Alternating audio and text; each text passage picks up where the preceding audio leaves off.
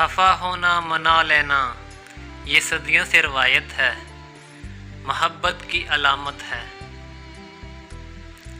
गिले शिकवे करो मुझसे तुम्हें इसकी इजाज़त है, मगर ये याद रखना कभी ऐसा भी होता है।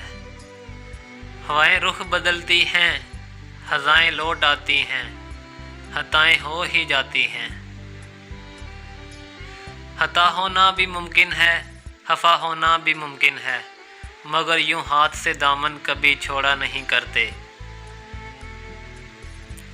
हमेशा याद रखना कि तलक टूट जाने से कभी टूटा नहीं करते।